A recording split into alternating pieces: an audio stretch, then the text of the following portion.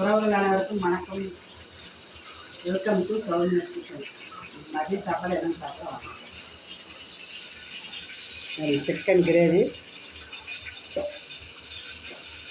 சுட சுட அப்படியே இருக்குப்பா. சில்லி வேகுது.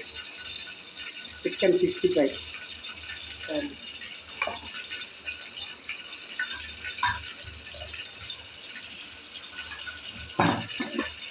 சாப்பாடு சுட சுட ஆவி பறக்கு பாரு.